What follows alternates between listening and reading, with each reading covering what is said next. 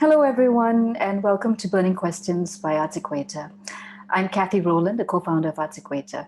So as our panelists join us, we have our moderator, Nabilah Said, already with us. Our panelists will be joining us shortly.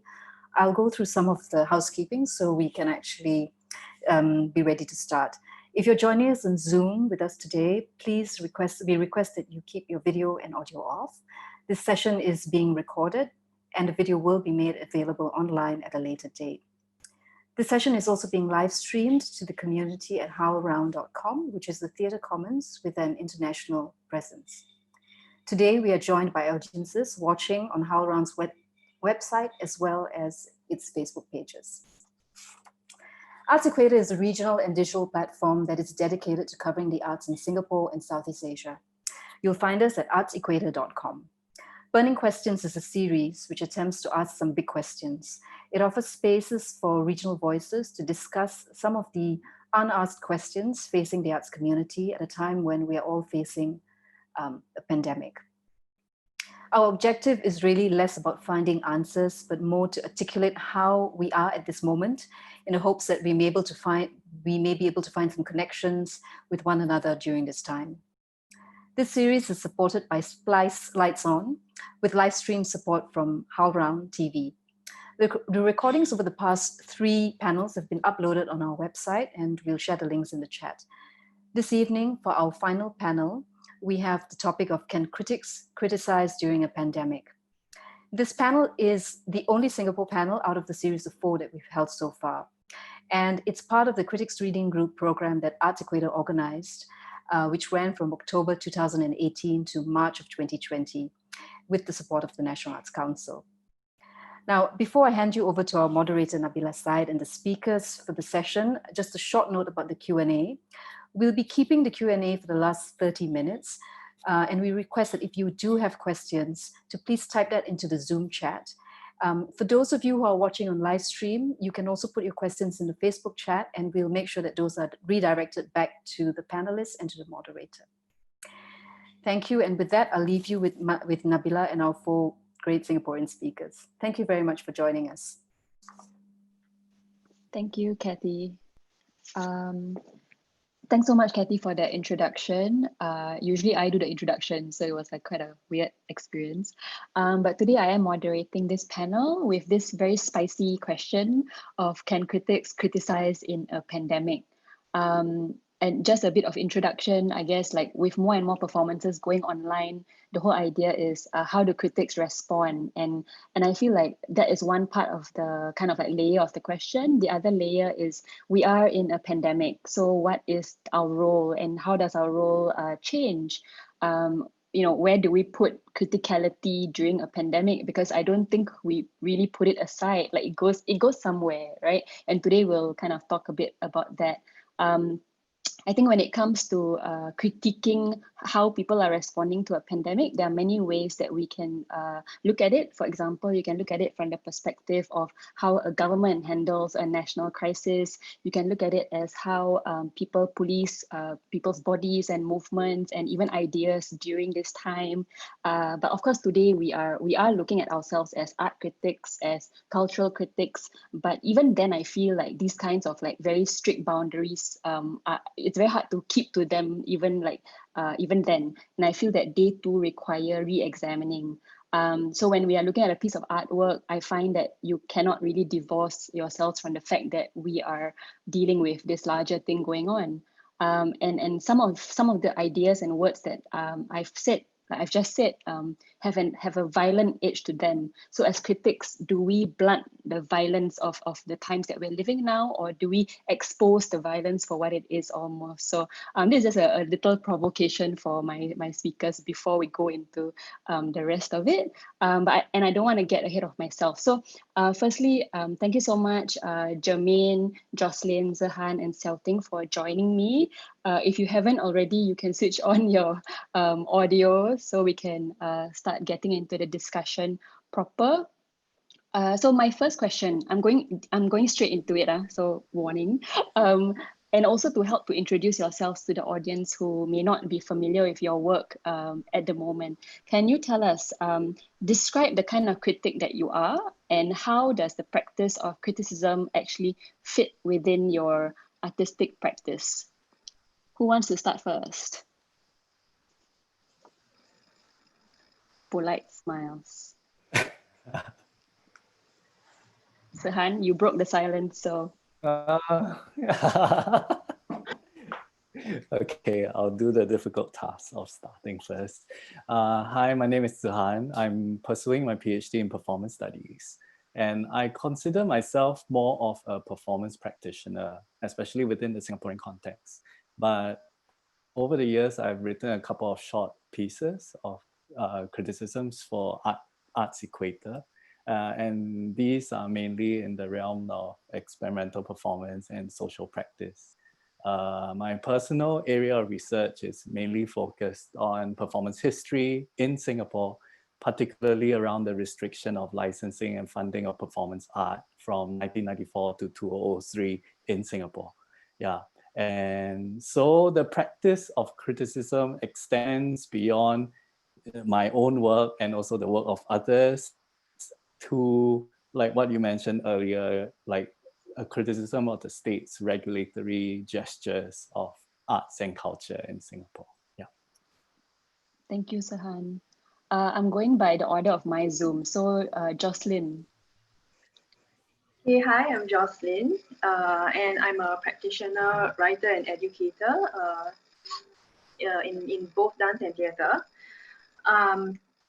As a writer, as someone who writes reviews, I come very much from a phenomenological perspective. So I believe that one's experience of watching a performance is precisely that. It's precisely a full body experience, and that cannot be separated from your past memories and knowledge and whatever you're feeling right now. You're too hot, too cold, ate too much for dinner. All of those things are valid, and I believe that those experiences.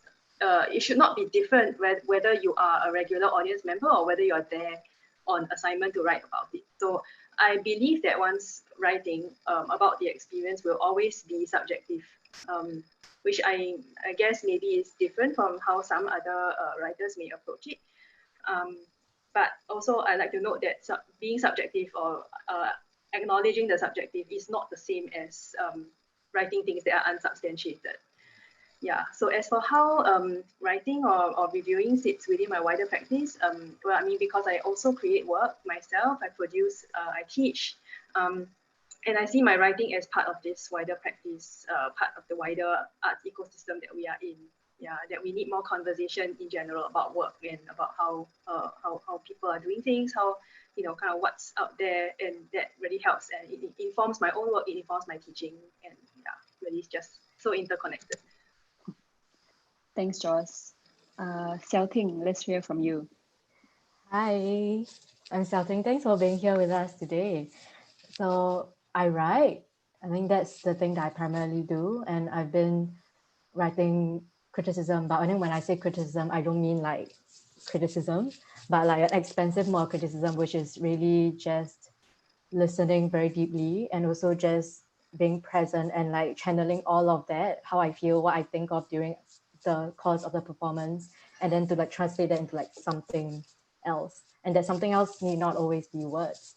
It can be like private emails, voice messages, like all these small things, like as long as it's a communication. And then something that I do privately that not a lot of people know is that I just blow bubbles. And I think that blow bubbles to make bubble drawings, like to make it clear. And I think that also ties in how criticism lies in my wider artistic practice, in a sense that because when you blow bubbles, you just observe. And like bubbles are very sensitive things, like just like how performances, like what Jocelyn was saying, like it can be affected by like 10,000 things, like the temperature and all of those things. Yeah, so criticism really is just about listening and how to utilize that listening and what you have absorbed and like, to like pass out. It's like a vessel in a sense. Yeah. Thank you. Germaine, how about you?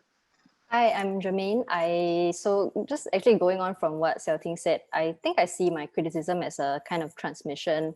And the image that comes to mind is like the coiled telephone cord. So it's not something that's like clean or that's linear, but it can bend, it can twist, and it has tension. And I'm primarily a dance artist, but I started getting into criticism because I just wanted to be able to see more, to be exposed to more performances. And I think now with my interest and my baby steps into dramaturgy, I think that there are a lot of overlaps in terms of the criticality, but also the care that informs like both these facets of my practice. Thank you so much for that. I think I was just thinking while preparing for this panel about how, like, I think historically the role of the critic has evolved so much.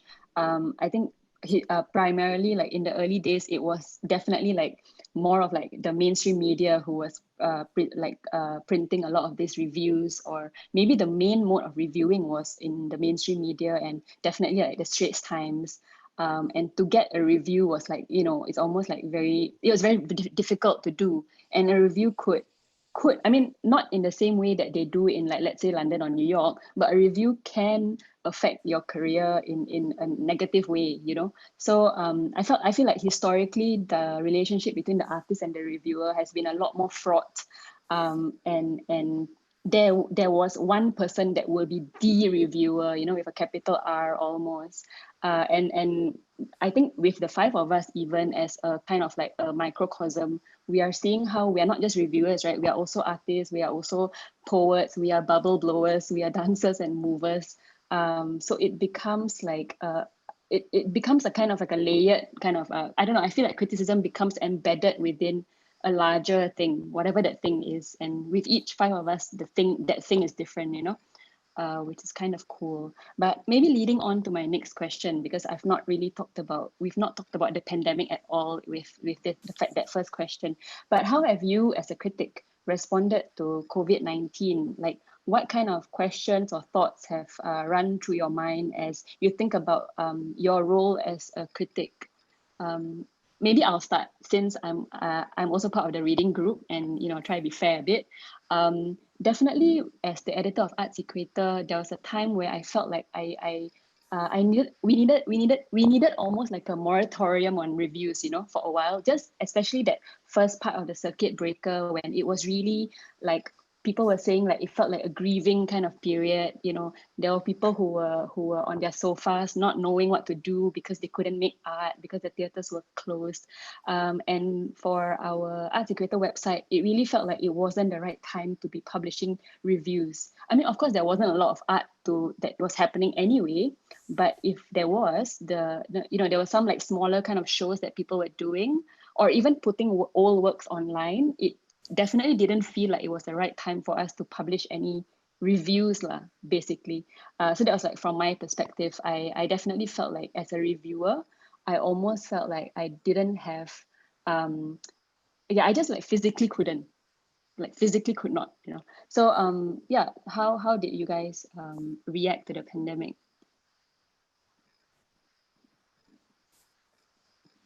Maybe I'll just start, because it's sort of leading off from the earlier point that you make about the monopoly that the critic used to have via mainstream media to like pronounce or have a verdict on the performance, and how that has shifted. And particularly, I think the pandemic and COVID has already, you know, it's like people are talking about it as the great leveler of sorts. You know, it's a more distributed kind of sense of power and access. And because of the pandemic, we are realizing that certain inequalities are bubbling to the surface.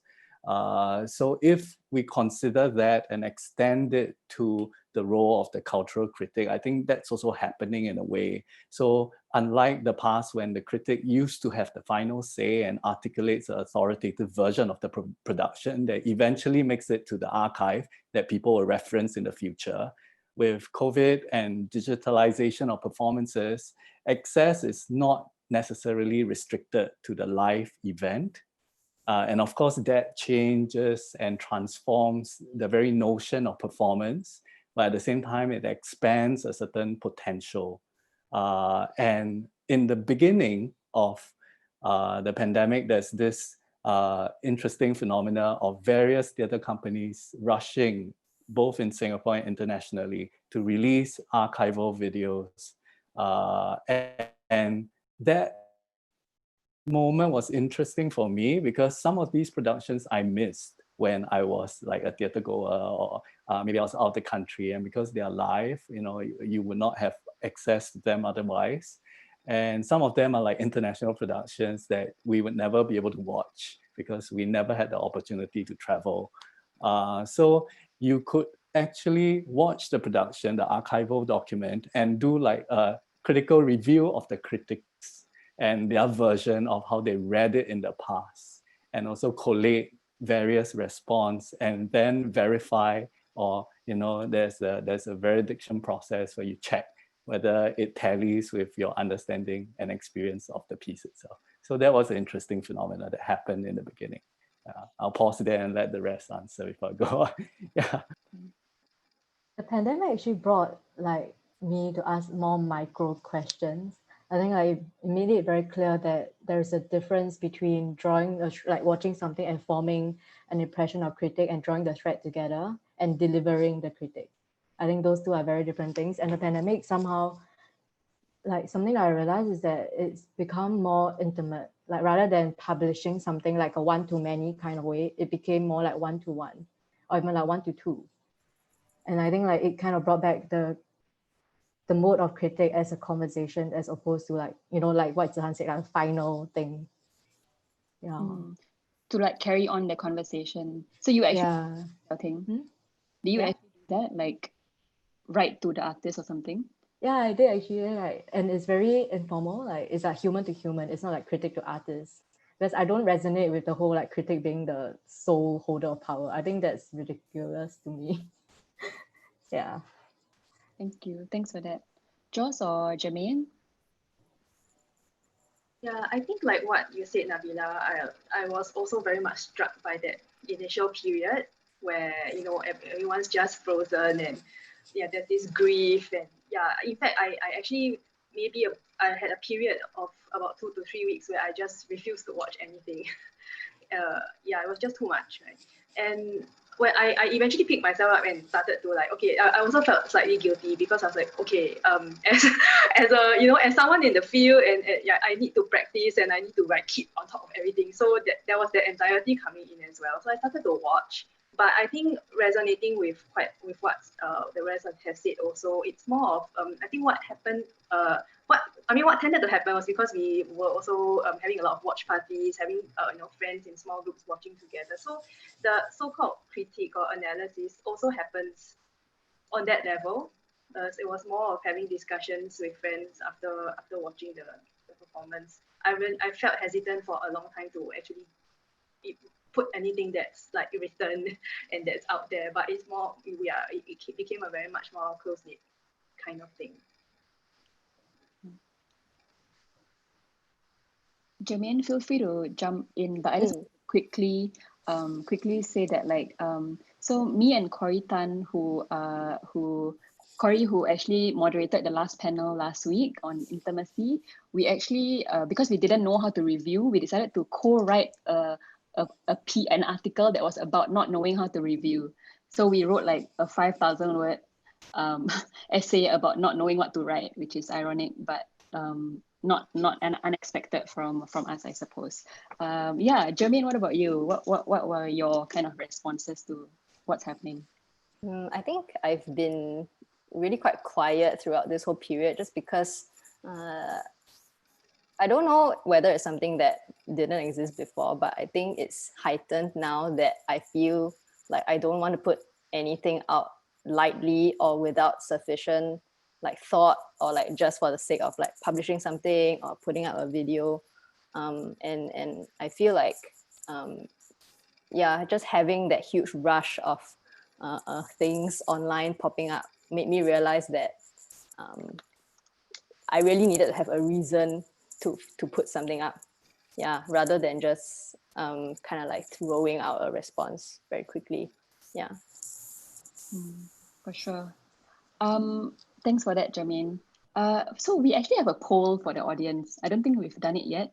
So we have a very cheeky question for the audience. You should be seeing it now. With the question, criticism is an essential act during the pandemic. yes or no. As it goes with these polls, it's always yes or no. There's no gray area, very terrible. But yeah, I'm looking at the results. It's quite interesting. I don't know whether panelists, can you see? No, right? Okay. We'll give a few more seconds for people.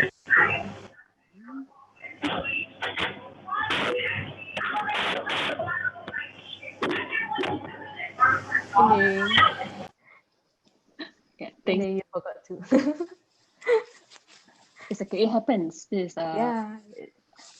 live events. Yeah, so I think everyone, more or less everyone has voted. So it is 82% of people say that criticism is an essential act during the pandemic. Yeah. And 18% say no, which is quite interesting. Of course, when I was doing this poll, I purposely used the word essential, which if you're a Singaporean, you would know why, just because this idea of whether arts is essential or non-essential became a kind of a point of contention in Singapore.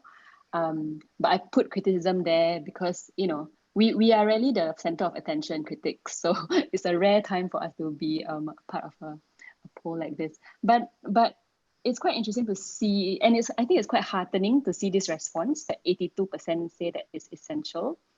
Yeah, I don't know whether anyone wants to respond to that. This is not planned, but are we essential, guys?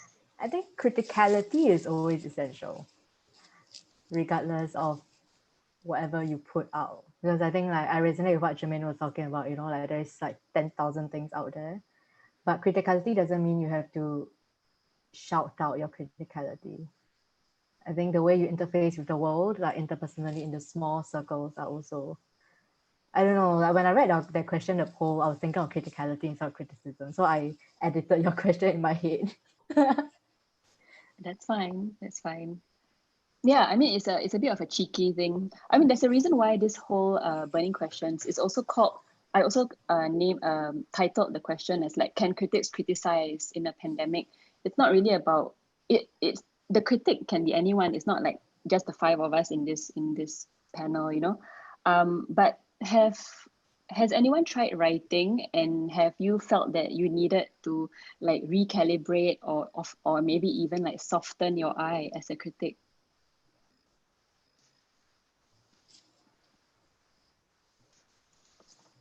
I think echoing what Xiao Ting said firstly, the first part of my response is that yeah, I think criticism is a very dirty word in the Singapore context, unfortunately.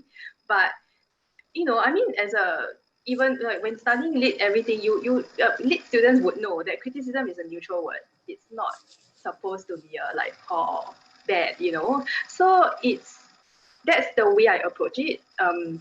All the time in any context, and I think yeah, pandemic or not, right? But so having said that, within this, I mean, in this period, I did recently have to write a review, or I was asked to write a review by ArtsEquator on PHE's recent performance, Pure, and it was quite a challenging thing to do. I mean, you know, having said that, yeah, I was actually very resistant to it, to putting anything out there, and for reasons that we've all mentioned. But I believe that in general, a review always should have a balance, or should have both contextualization as well as, you know, kind of your other traditional critique, right? In terms of the staging elements and whatnot. So the, you know, kind of in this situation, what I felt was appropriate to do was to dial up the volume on the contextualization, you know, rather than focus and harp on the other aspects of the work in particular. And the context that we are in right now is that there are a lot of productions being put online or being created for an online platform. And no, but what you know, what I was reflecting on was that we are, as artists, actually very ill-equipped to, I mean, most of us, I would say, would be not that well equipped to create work for online mediums. I mean, we're so used, we've had decades of experience in the theatre, doing live things, doing performances, you know, physical space, right? So it's not anybody's fault, and it's of course we are grappling with this entirely new thing, and actually the artists who are doing who are doing the work now are the ones putting themselves at the forefront and trying to experiment, and maybe fail, maybe succeed, but it's all an experiment. So I mean, kudos to them, right? Yeah. So that was kind of what I focused on in the review, was more about the art form and what we kind of we really lack the language to deal with that. How can we or rather it remains to be seen what what artists in Singapore will kind of move towards.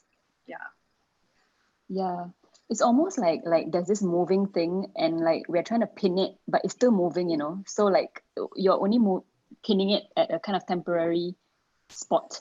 So that act of pinning is also is what I guess I'm grappling with. I shared the link to Joss's review in the chat for anyone who wants to read it. Germaine, Germaine, do you want to respond to that? I haven't written anything per se. I've had conversations with artists who have put up performances. And I think I guess it's quite nice to reciprocate the amount of intimacy that they're trying to put up in their performances with my own intimacy of providing a response, as opposed to just kind of throwing 400 words up somewhere. And so I saw something in June by an artist called Merlin Chow. So she's primarily a dance artist, but she's actually moving into physical theatre. And she put up a show called Intimacy Currency. And when we had a conversation about it, maybe about a week after, I think I started the conversation by saying that let's discuss this as friends. So I think I was very clear about the stance that I wanted to take. That I could provide a certain critical point of view, but I was also going to make sure that I spoke with care, with a certain amount of caution, because obviously maybe there are elements of the performance that required a certain level of vulnerability, and I couldn't go into it completely oh, I'm just an audience member that logged in to watch you on Zoom.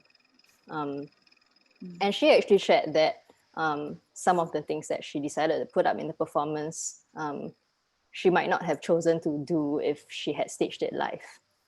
So I think that's also a testament to the amount of the level of vulnerability that she decided to put out in the performance.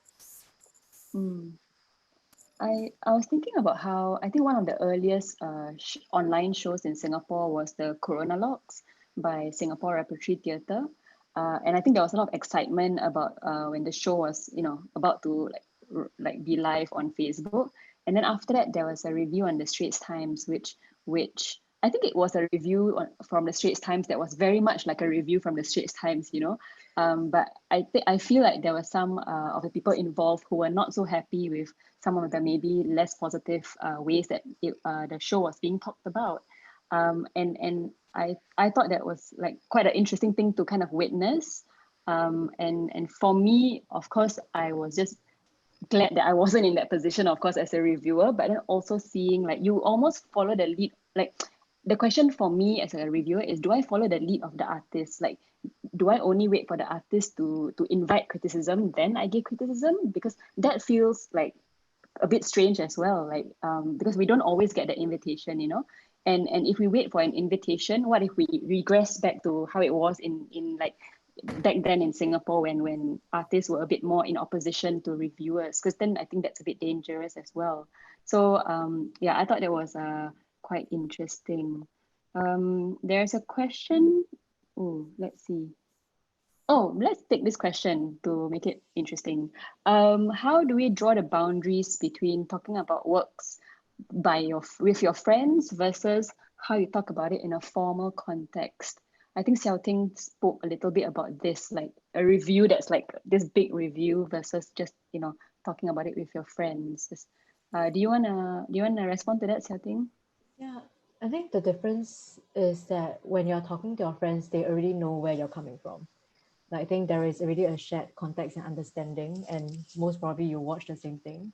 But when the audience is a lot larger, like there are not people that you know directly, I think there needs to be a lot more care and tact, I think. Because with friends, you can just say things as it is, and if they don't understand or they take offense, they can ask you immediately in a conversation.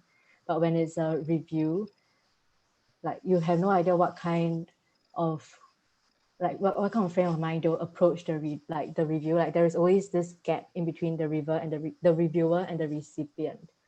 So I think like just now Germaine was talking about care, and I think like that's something that I've been thinking a lot about, because I think when it comes to criticism, that I don't think like you should just avoid bad criticism. Like if you really didn't enjoy it, like it's not to like just avoid it altogether, but more like how do you frame it in such a way that speaks caringly? Is caring?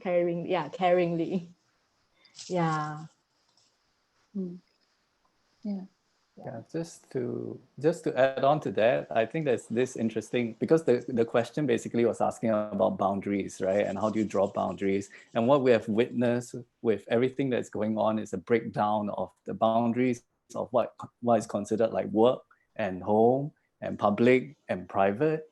So with that as a fallout of that, as you know, then the role of the critic also has to be interrogated in a way where it's no longer like the artist and the critic, where that boundary is also like work, home, public, private, also blurred.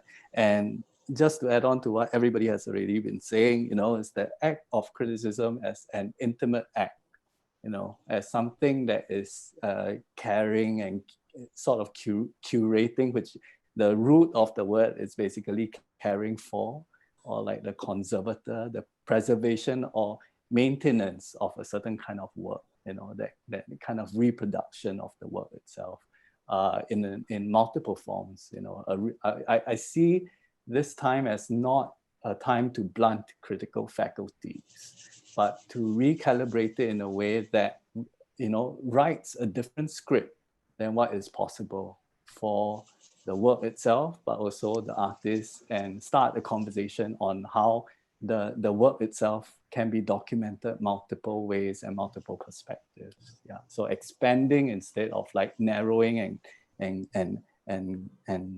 foreclosing possibilities. Yeah. Mm. My next question is kind of like forcing you all to take a stand a bit. So the question is, negative reviews during a pandemic, yay or nay, and why? Jocelyn, what do you think? Yeah, well, I don't, again, reiterating what Zihan said, I don't see the pandemic as a reason to relax our critique, or relax the criteria by which we watch things and we understand things. You know, to give a personal analogy, right? I mean, because I teach as well, I teach dance. I used to dance, you know, and take exams and performances, all that. If you are injured before a major performance or exam, you just go and do it, right? I mean, let's say you sprain your knee or ankle, you can wear a knee or ankle guard, but the presence of that guard is not going to make the examiner relax their criteria when they allocate their grades. So, you know, it's the same for any like sports people for competitive context. Pretty much similar, right? That you just, if you're sick, you just suck it up and do it, and you may get an outcome that is not as great as you would if you were not sick, but unfortunately you do it with that awareness. So I think it's you know, to draw that parallel, the pandemic is not a reason or an excuse to relax the criteria, I feel.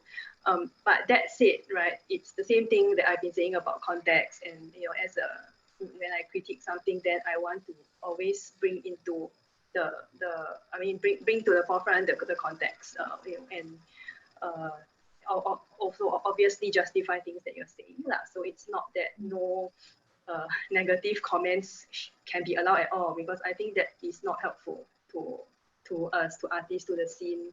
Yeah. I think following the metaphor that I use, I think it's the fact that we are all wearing the ankle guard. It's not just the artists or the theatre practitioners. And like the provocation that you drew, like Nabilah, I think if it's honest, negativity is not to be like shied away from. Yeah. And also like, let's say like, okay, like we are all wearing ankle guards, and then let's say you go and watch something and you really, really didn't enjoy it.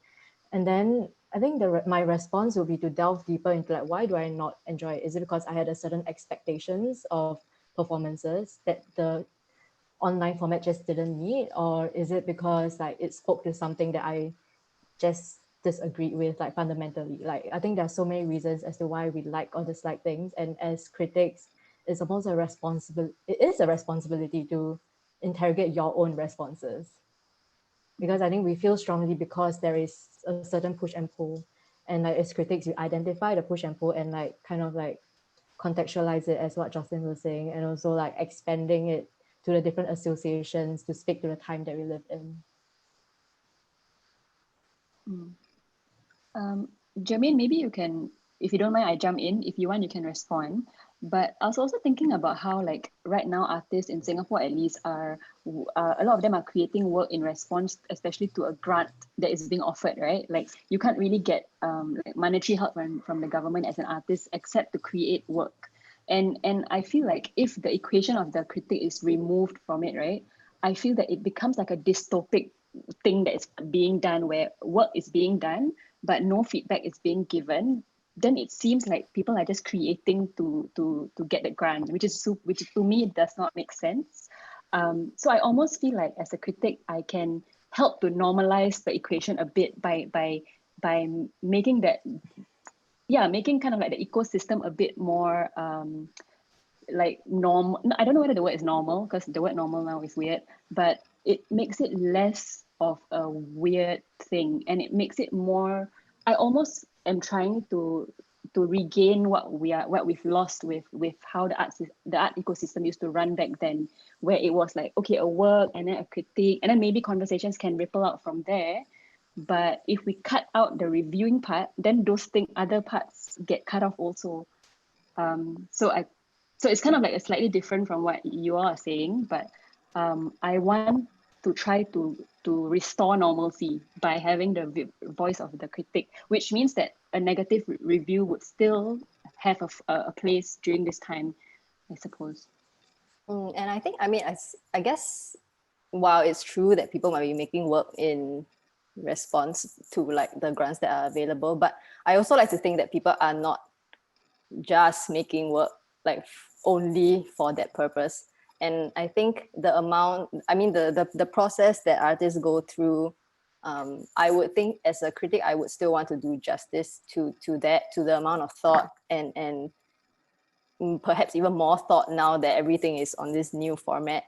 And I wonder about this idea of like intertwining justice with mercy. It's like, okay, I can still be just and I can still pronounce somebody guilty, but I might be merciful and not give you like so many years in prison. So I guess they can coexist. And it's about the way that the criticism is delivered. I guess mercy sounds quite scary as something that we can wield, but what you're saying, I feel like chimes like with the whole idea of critique as care. For me, it kind of gels with that. Yeah. Has everyone answered, by the way? Please feel free to answer again or change your answer. It's totally fine. But what really is the role of the critic during the crisis? If anyone hasn't kind of responded to this, if anyone wants to share your thoughts about that. There's one more note I have, and sorry for taking up so much space. Yeah, it's like with all the international offerings that are being made possible, I see the role of the critic as really the mediator and the translator, especially in this time where, you know, basically you could be watching a show that teleports you from New York to Miami to some other city. And it's really the role of the localized critic to weave it together and to make sense of it, or translate it, or record it or archive it for a certain constituency. And this can be geopolitical constituency. It also can be like a cause or something that you believe in. So it's important to have this person as facilitator or interlocutor. So especially at this point in time where access has been reconfigured in such a radical way. Yeah.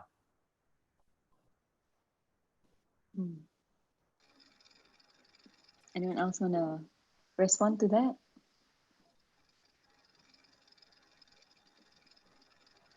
Oh, we have a question.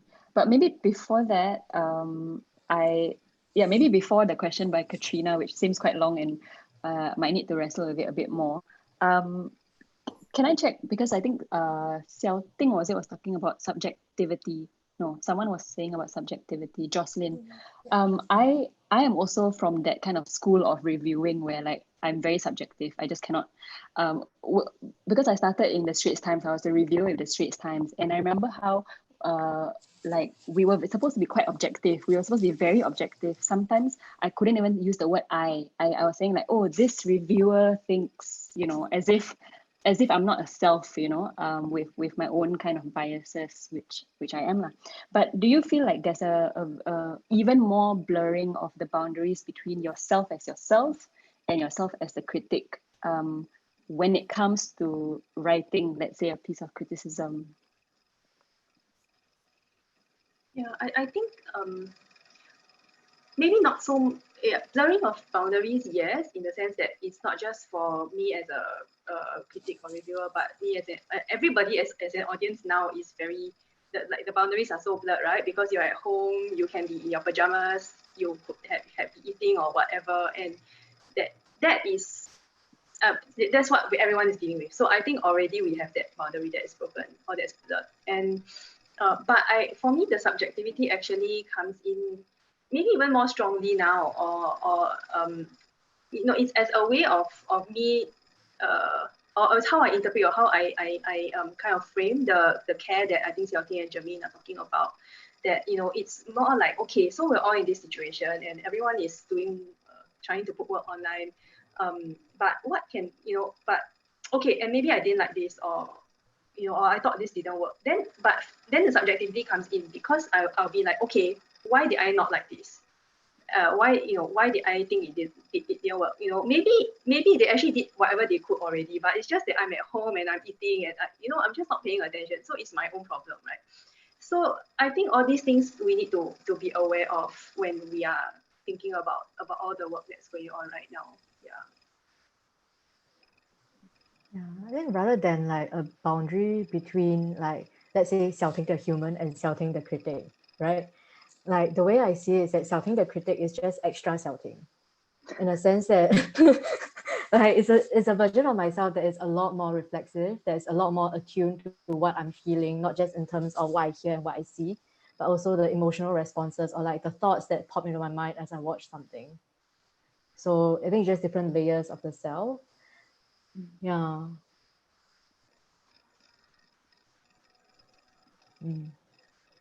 I mean, I definitely echo that as well, Xiao Ting.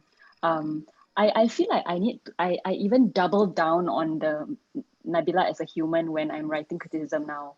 Like, so maybe before that I can be like, oh, I'm the reviewer, but I'm also me.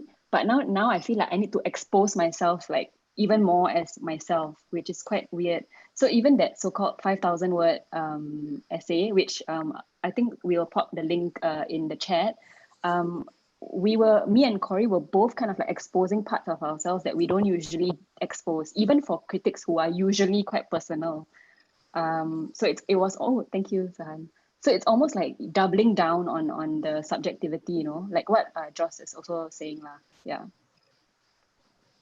Yeah. Germaine, what do you think? I think because you feel the subjectivity more keenly, and I think this is something that I realized just because you like, even in a live performance, you share the same time, but you don't share the same space. So like all the more I feel like I can't situate myself. Like I don't know where I am in relation to the performance so well. I mean, as opposed to if I was sitting in the audience.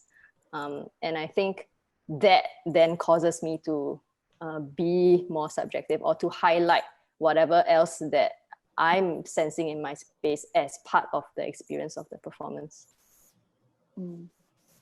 Yeah, that makes like Nabilah, you mentioned it in your review. Also, like this lack of sort of like, you know, when you go to a theater space, then the lights dim and you're prepared emotionally to encounter work. Whereas now, like immediately after this panel, we leave the meeting room and I have to go back into my daily life. So it's a little bit like what Germaine has already mentioned, where this, you know, like people are messaging me in the middle of this panel, so, and you can't like silence it, or there isn't this like private protected space of the theater, which now we have realized is something that was in a way a privilege or a fiction actually. And so this sense of like restoring to normalcy is something that I'm not sure if it's possible. The restoration to normalcy. There's a deep desire to revert, but you know, how can we ever go back? And what form? Yeah, like can we ever go back to a theater and feel the same way that we used to feel with everything that we have encountered since? Yeah. Yeah, that would be interesting. I was kind of thinking about how I was reading about new media dramaturgies, because I feel like increasingly as a critic, at least, I am lacking, like what Joss was saying earlier, I'm lacking some of the vocabulary or knowledge about dealing with work online, because I feel like even though it's new for us, like new media as a form has been there, you know, for a while, and it's just that for me personally, I wasn't very like fluent in it, or I didn't know how to critique it. So I was trying to read up to kind of level up, you know, as a as a critic almost, but it's hard lah, because ideas of like intimacy, of like embeddedness, of like what is life and what is not life, I don't know enough, which is also partially why I feel a bit of this kind of, I don't know enough to critique, so how? But of course I just try anyway lah with some of my reviews. But in terms of like new kind of languages or terms, do you have any experience about learning a new like term, like not terminologies, but really learning about new maybe performance qualities that you are observing from work online?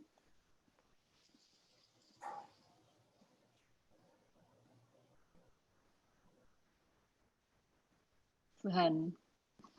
I mean, the infrastructure of Zoom, and you know, I'm the last person to be like adverse to adopting technology, but with the pandemic, it just felt like I'm held ransom by this infrastructure, and that's the thing that I cannot reconcile. You know, it's like you have to use this or else. You know, and I would have loved to have the time and space to explore it on more equitable, whatever that means, terms. But now it's like, you know, I have to learn how to hide all non-participants.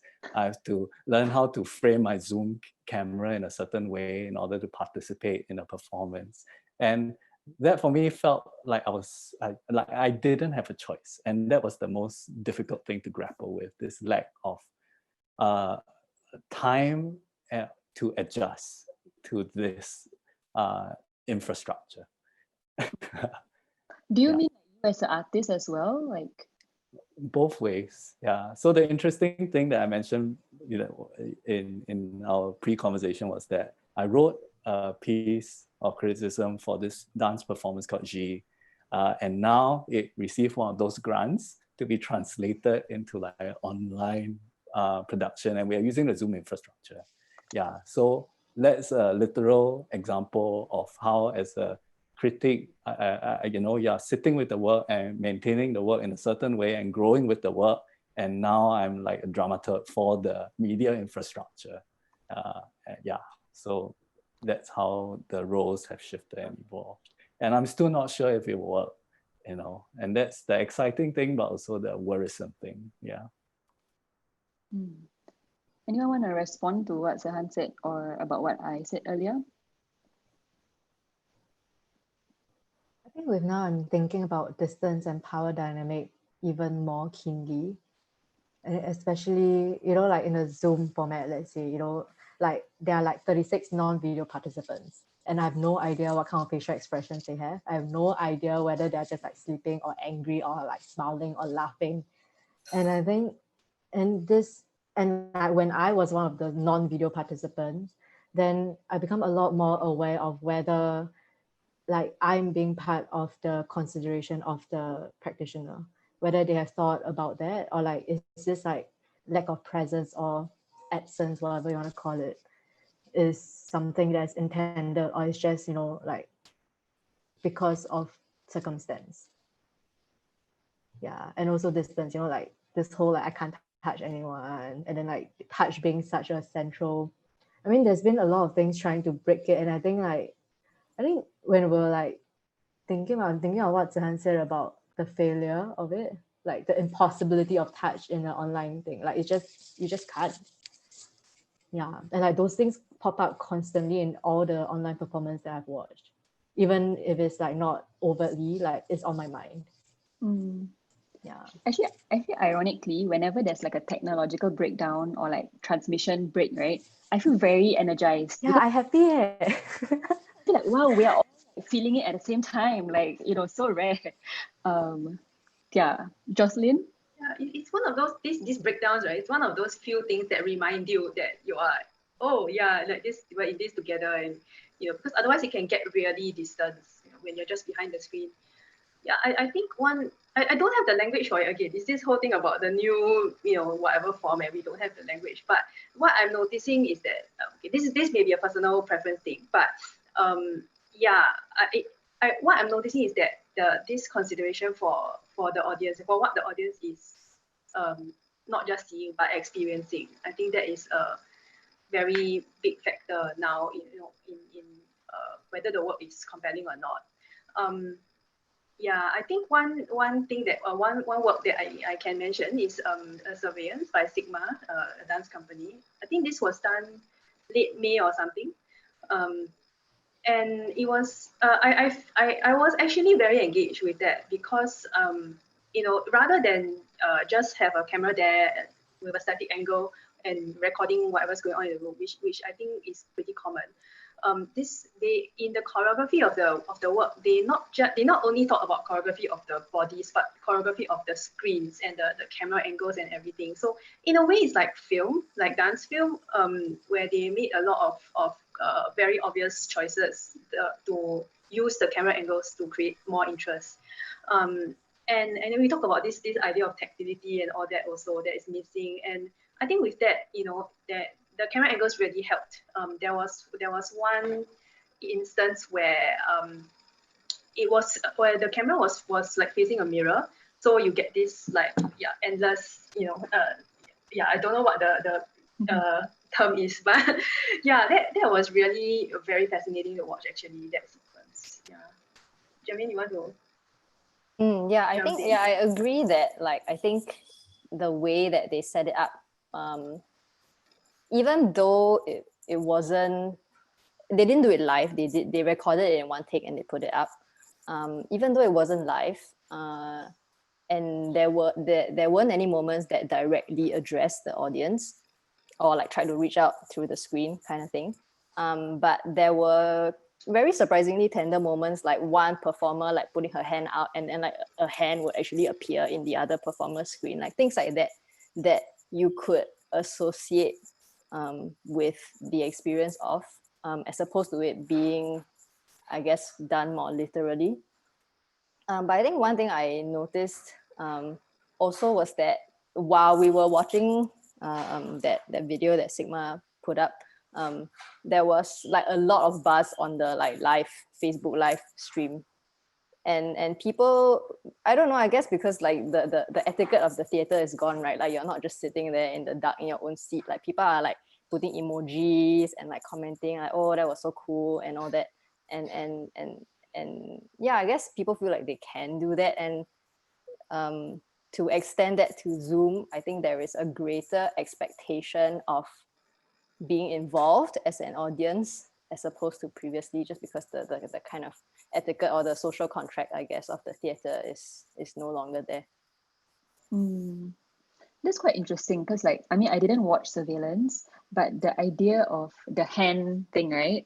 It's almost like, okay, for me, so based on what you all like describe, for me, it's like it depends on my mood for the day, whether or not I will be willing to suspend my my belief a little bit to be like, wow, kind of magic, or be like, ugh, like it reminds me of how impossible this whole thing is. It almost depends on how you feel that day. But okay, I didn't watch it, so maybe I shouldn't say so much. So we are actually now into our like Q&A section of this panel. So I will address Katrina's question. So just to maybe contextualize, Katrina Santiago, she was one of our panelists for last week's panel on intimacy online. So her question is, how do we navigate the whole tendency where people who mount online productions feel like there's enough reason to celebrate their work?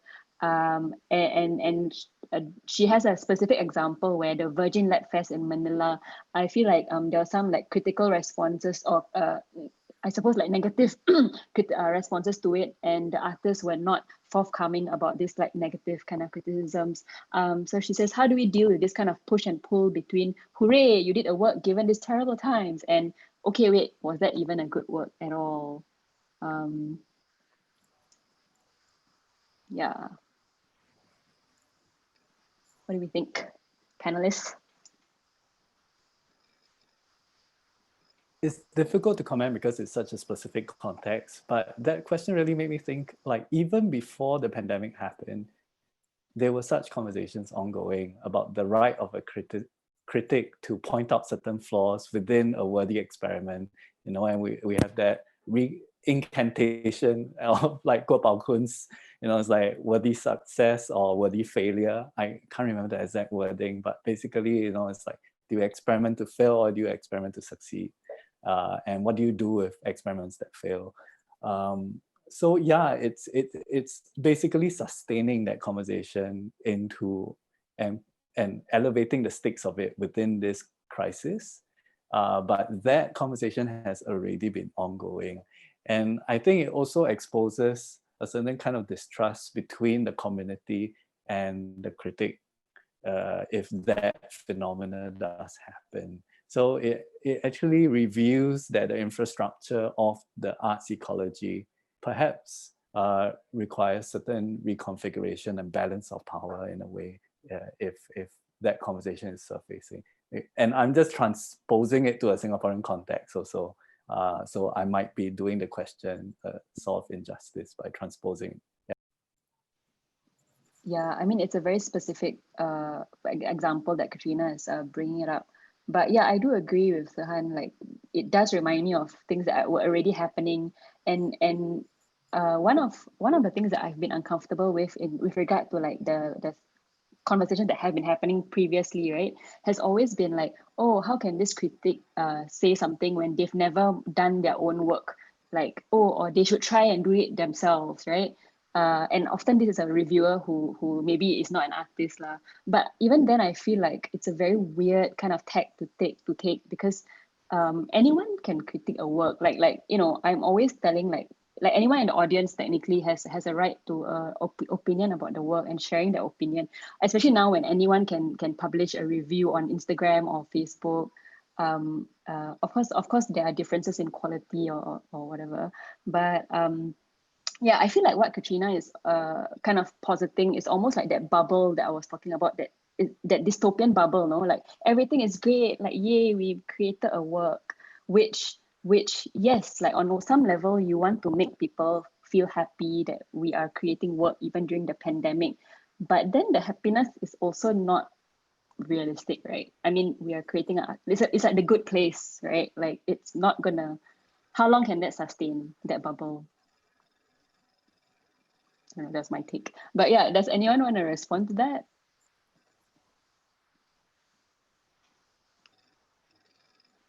Yeah, at the risk of sounding repetitive, I think it's what I've been saying before about the contextualization and trying to really recognize that, okay, I mean, I think that in terms of do we just shout hooray at everything, or do we be critical? Do we note the things that didn't work well?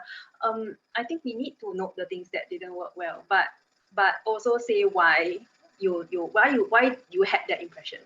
And it may well be just my impression, and because of whatever reasons that I to do with my environment at the time, I didn't think it worked well. So if you are able to justify that in a review, I think that is, you've done your, as a reviewer, you've done your kind of your part lah. Yeah, and however the community or the artist takes it, then you don't have control over that. Yeah. But I mean, definitely agree with Nabilah that it's the same with like food, right? I mean, does it mean that you must be a chef in order to give your opinion about food? No, right? Everyone has an opinion about food. So yeah. It's a bit like accountability culture, right? Like be accountable for what you put out also, yeah. Oh, someone reminded us about Kopal Kun saying, choose a valuable failure, not a mediocre success. Yeah, does anyone want to respond to that? I mean, not Kopal Kun saying, but like, yeah, Xiao Ting. I lost my train of thought, so that's go okay. on while you're. Yeah. Oh, okay. Actually, I also lost my train of thought, but now I remember. Thanks, Ling, for reminding me. But I think, like, to me, like shutting down the critic's voice is almost like a silencing, also, which I would never want to encourage in Singapore, at least, like within the arts, if not larger, like larger circles. Like I feel like in terms of within the arts, at least, like if you say that one person's voice is not like should be shut down, right, then that's like dangerous, because then when does it end? Like who else do you want to silence? I suppose it's yeah. And I know that with Katrina and like with kind of like the Manila context and Duterte and all, that silencing is not just a silencing within the arts, but it kind of like echoes or has a ripple effect throughout kind of their country, I suppose. There's a question from Bernice. Could you speak a little bit more about using third person and your relationship to an objective voice in critical writing? This question comes from my own reflections, taught me to use passive voice and third person, and then I took a massive shift when I pushed to use I and active voice in dance writing classes. Jocelyn, you seem to be smiling. Do you know about this dance? Wow, no. Oh, okay. No. I mean, I was smiling because I'm like, I never use third person in my reviews. I can't remember a time ever using third person after probably after like A-levels, because I mean, with my background in theatre studies, almost every essay is in first person, because it doesn't make sense to talk about things using this reviewer and or using we. I know some scientific papers use we, but it makes no sense. It helps you so much to be able to engage with the thing you're talking about when you come from an I perspective. And I think that's why in the humanities, I don't want to go into to citations and stuff, but that's why MLA uses, which is a citation format, it uses authors' names, because it's like you are having a conversation with the author, with the other academic, other people in the room. It's really like a conversation, and that's what I feel any writing kind of is, right? So I mean, and even more so when in the context of arts writing, when what we really want to have is a conversation with the artists, with the audiences, and so on. Yeah. So when I teach in my students at a kind of 18-year-old and above level, I also push everybody to use I. Yeah. I think the younger people are a bit more used to it probably because of like, okay, maybe not blogs, but you know, like in all the personal social media stuff that I comes first lah, almost. Zihan, did you want to add to that? Yeah, I also, playing devil's advocate, wonder also there's a space for the third person critic to exist also. Because there also is, basically if we trace the lineage of where this auto-criticism comes from, it's basically from the liberal or neoliberal academy.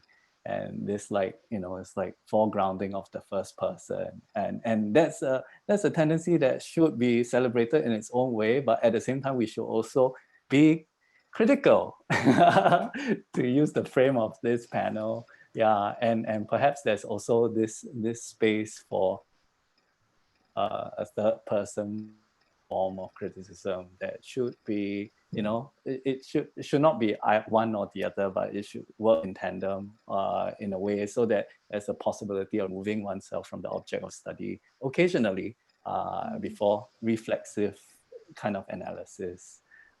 Yeah, so that's just my point. That's an interesting provocation. Maybe I should try it on ArtsEquator. Yeah, but I suppose like maybe it could be interesting to review as a reviewing as a group or reviewing as a community. Maybe, I don't know. It could be interesting.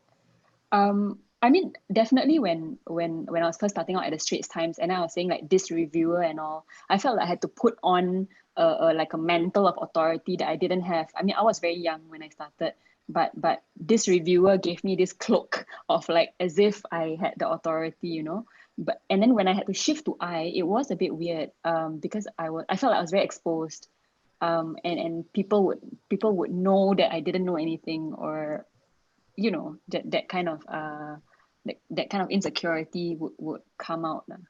But I think that's an interesting provocation from Zihan, which I never thought about before. Yeah. Has anyone used like the reviewer or one also can? Yeah, I mean, I wrote in the Straits Times for a long time, and I think when I started, I was very like wary about it, just because suddenly I had so much authority. But I obviously was very young when I started, and I wanted to use just because, like I was like I was way less significant than like whatever this big machinery is. But I think one of the experiences that I started using happened because the performance was a very participative performance. So there was no way I could write about it from an objective point of view, because I was standing there among the performers. I was like getting involved and dancing and everything. And that was one kind of turning point that happened for me. So I kind of struggled between the two for a long time, just because of the platform that I was writing for. Yeah. I keep forgetting my train of thought because there's so many like ways to talk about this. But maybe I'll go to like one of my questions. If anyone in the audience wants to add their questions, please do. Maybe like for the ones who have not talked about it that much, like, do you think there's a new etiquette that critics have to follow now? Like, do you find yourself like, oh, if I listen to this, okay, maybe radio, there's a few more like audio plays that are coming out. Not everything is on Zoom, right? Do you feel like you need to, for example, like cannot pause, you know, I must listen to it all in one go, or I must listen like in the dark and like be 100% focused, you know? Have you had to like deal with these things within yourselves?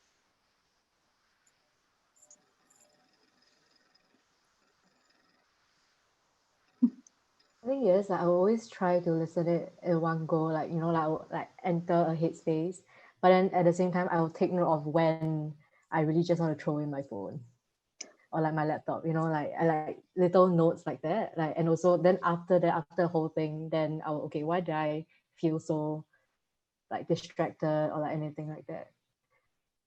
But then also I think, yeah, there was, I think, like something that I watched and I just couldn't. Like I just felt myself getting like angry for no reason. I think that also got to do with like fatigue in general. So I think also like keeping in mind what kind of frame of mind I'm in. It's not like the past where you can just watch one show per evening. I think now you can watch like 3 shows per evening if you want to, and also like being aware of what your limit is. I think that's something that didn't struck me before. Yeah. Yeah, Zoom fatigue is real. Yeah. Anyone want to add anything to that? My connection is a little bit unstable, but I'll make this quick. And if I drop out, just let me know. I think unless explicitly stated, and this is also the artist in me speaking, it's like if the instructions were explicit in terms of like when they frame the performance, they say that you should listen to this from the beginning to the end without stopping and turn off all your lights, you know, then unless an explicit instruction like that is given, I don't think there's any ground rules or etiquette for like disrupting or for like taking it to the toilet or like listening to it on a bus ride or stopping it and never continuing it or never picking it up again. Yeah, I think it's all fair game. And we shouldn't discount, like, perhaps that's also the intention of the artist in translating it to a medium like that. It doesn't require this kind of fidelity. And to give it this kind of fidelity is actually misreading the gesture of the artist too. I don't know. Or over reading maybe sometimes.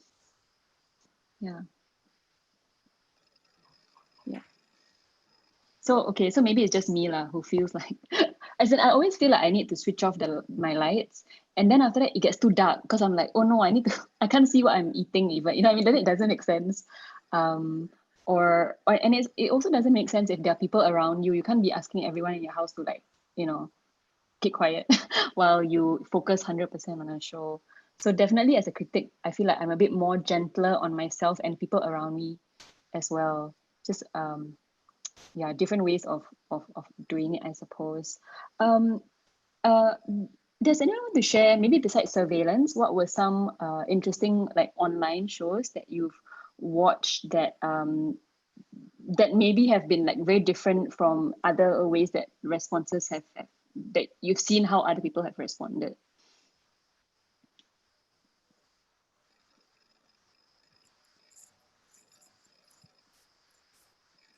Yes, Zihan. Go ahead. Waiting for other people to answer. So the thing that kept coming back to mind when preparing for this panel is Simon McBurney's and Complicity's The Encounter. You know, when we talk about like infrastructural kind of like instructions, where he specifically says you have to experience it with headphones because of the binaural kind of experience. And I was also grappling with the discrepancy between encountering the encounter online and watching it live in the theater, where I was so enamored by the technology and the performance and his charisma that watching it online again with a collective, which is a little group that we formed called Zoom Room, where we watch Zoom performances online. Yeah, then it really struck me like, what would a post-colonial reading of this production sound like? You know, and it's so disturbing in a way that it reproduces this Heart of Darkness narrative. And I was never able to have that critical distance when I was experiencing it in the theater. So it was only through the revisitation and the fact that it was made available online and also watching it collectively without being so precious about the experience that I'm able to do a rewriting of that memory. Yeah. Yeah. I mean, it happened to me too, Zihan. So we had almost the exact same experience. I think the distance has been even more like amplified, kind of like because like when the first National Theatre live productions were coming out, right? At first people were so excited. And then I started becoming quite uncomfortable with the fact that we were all consuming productions from this so-called center of culture in the world, you know? And I was like, why must we watch? Why do we have to watch this just because it exists and because they are so ahead in their technology or they had so much resources, you know? And I felt very resistant to that because of that. And it's only because of the distance that gives you that you know, because when I'm there, of course I'm like, oh my God, wow, you know. Yeah, so the distance comes with more criticality, which, yeah. There's a question. Can the ruptures brought on by the pandemic be seen as an opportunity for criticism to leave the echo chamber, if it does indeed exist? It's an interesting question. Firstly, does the echo chamber for criticism exist? What do y'all think?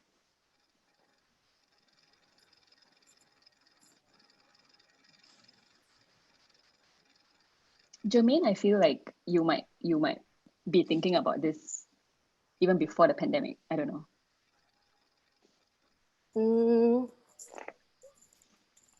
I guess maybe because of like the kind of criticism I write, like it's a very small field and it's a very small bunch of people, and I think that I guess the accessibility of work online has allowed for I guess more, I mean, a bigger audience, but maybe also people are just being exposed to more and being able to form opinions on a wider variety of things. So I certainly hope that there is a kind of widening of the field that is taking place. But also, I am just thinking also about the performance that I mentioned earlier by Merlin, where she's almost kind of inviting subjectivity, right? Like I'm going to quote from a piece of text that she performed, that she's basically performing this from her bedroom to a camera, to small groups of 10 to 12 people on Zoom. And in one of the sections, she says, the camera has become my audience, but it is probably the most neutral lens there is. But then I realized that this neutrality is boring and it kills the tension. And then she then goes on to invite whoever is watching to watch her with all assumptions or biasness or prejudice. And I think that there is I guess there's a kind of breaking down of what perhaps that cloak that you mentioned, Nabilah, that is kind of like coming down. But also that there is a wider spectrum of people with a wider spectrum of assumptions and biases that have access to work like this now. Yeah. I don't know if you can see there's a question. Oh, I think only I can see it, but yeah. So there's a question that says, there's been a sense of care and sensitivity to the impact of the pandemic on artists and the process of making art in this new climate. What is the critic's responsibility to the audience/spectator? So we haven't quite talked about this, but what is our responsibility towards the audience? I think honestly, like not just a very superficial honesty, but a very deep and interrogated honesty. I think like the same way there is a sense of care and sensitivity to the impact of the pandemic on artists, I think care and sensitivity also includes like really thinking about how you receive the artwork. And I think like the responsibility to the audience or like other spectators will be, how do you translate this, what you have received, into something else? Yeah.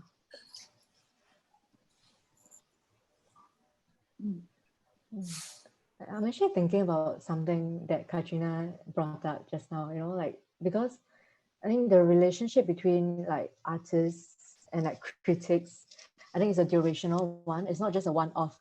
Like, it's not just about one piece of criticism you write of one artwork. I think the more trust you build over the years, or like over the multiple iterations that you continue conversations with, then maybe like there is more room for like the brutality that we keep talking about during this session. I mean, it's like making friends, right? The longer you're friends with someone, sometimes it's easier to hear bad stuff from them. Yeah. For sure. If you're a beginner reviewer coming out, right? The first time you write a review, if it's negative, it's very hard to come back from that. I feel I've seen some examples. Yeah. You do feel like you need to build up like a bank of goodwill, or people have to know where you're coming from, or your intentions at least. Yeah, at the very least. Sorry, Zihan. No, just answering that question, about responsibility to the audience and spectator, especially on in terms of in times of the pandemic, when there's an onslaught of various content from all over the world, there's this greater responsibility for, the critic to, in a way, speak truth or represent a certain account of truth, so that we can help not be discerning on behalf of, but be discerning for, so that the audience and the spectator can make certain decisions based on our account of a production or a show. So in that sense, it falls back into the beginning, where instead of having like a blunting of critical faculties, there should be a heightening, because the responsibility of the critic becomes it comes into sharper focus at this point in time, with so many productions being made available all across the world. Yeah. Jocelyn, your thoughts? Yeah, actually very similar to what Xiao Ting and Zihan have already said. I think especially when, not only is there an explosion of things online, but also that sometimes they stay online for longer, for a certain period of time. So there is a chance that people can people may actually read something that you wrote and then go and watch the thing for themselves. So I think it is about maintaining this or building this relationship, like Xiao Ting said. It's about being honest from your point of view. This was my experience, and it could be because X, Y, Z. Then okay, you go and watch the thing for yourself, and but my responsibility is to tell you my honest experience and kind of what I got from it. Given my perspective, of course, someone else may come from a very different perspective, and that's valid too. So it's to keep this going, really, to keep this open conversation going, and we need the honesty and the criticality for that, because otherwise it becomes, again, going back to what Katrina said, then it's just this hooray and everyone's just hooray, right? Yeah, I feel like even like what Zihan was saying about kind of heightening, right? I feel even deeply for the role of the critic as an activist, but for the arts in general, and for championing like the arts during this time, especially when I'm writing a piece of like any kind of writing. So maybe not just reviews, but when I'm writing an editorial piece. But I definitely feel the need that I want to speak on behalf of, not on behalf, but for the artist, if I have a platform to do it. I don't think it means that I don't write for the audience or the spectator, but at this point of time, I feel more responsibility towards the artist. But this is personally for me. Yeah. It may not be the same for the rest of you critics. And also I wanted to also highlight that, like, I mean, we are 5 people from the critics reading group, but there are also other people who are in the reading group as well. And I think for the last 2 years or so, we've been talking about reviewing and criticism, and we've been trying to like introduce like criticality into the critics' work. But the conversations that we've been having, like even from 2018 and now, are like so vastly different that I feel like there's no one way to define the role of the critic. Yeah, I don't know whether you all agree, but I feel like it's kind of like evolving, and we are always constantly having to move like as fast as the artist, or maybe faster sometimes, if not just catching up lah. Because yeah, I don't know whether that makes sense, but definitely like the idea of it as being a kind of like a roving act or roving practice, I guess it makes it exciting. Yeah. So we are at 9 o'clock, so I will kind of like draw this to a close. Thank you so much to the speakers for sharing so honestly about how you're feeling, about some of the grappling that we've had to do during this time, and even maybe before the pandemic. Some of these thoughts of yours may have been things that you've been thinking about, for the past few years. And definitely we have critics like, like Corey Tan and all, who've always been talking about like vulnerability and embeddedness of the critic and all. So it's not like just a pandemic kind of thing as well. It's something that's part of like the conversations that we've been having. Yeah, so thank you to the panelists. We have come to the end of the panel. So if you want to, you can switch off your videos. For the rest of the audience members, I mean, just some closing remarks. This does mark the end of Burning Questions, the series. We do thank you so much if you've joined us for the other panels as well. It's a totally new thing that we at ArtsEquator have been trying out. If you want to join any of our reviewing courses, you might be interested, please do apply for the workshops or the courses that we're doing that's on the slide right now. The other thing is that for this particular panel today, we are collecting some feedback, and we request that if you can, please scan that QR code, or there's a link in our chat, which we're collecting some of your responses about today's panel in particular. So it's only for today's panel. And we hope we can do that. If you can, we'd love if you can visit our website as well, ArtsEquator.com. We always have new kind of content every week. If you're new to us, please do check us out. We are also on Spotify. We have a reviewing podcast. If anyone wants to check us out, we can just search ArtsEquator. But otherwise, thank you so much for tonight. Thank you so much for joining us. And yeah, we hope you have a pleasant rest of the day wherever you're watching us from. Yeah. Thank you very much and good night.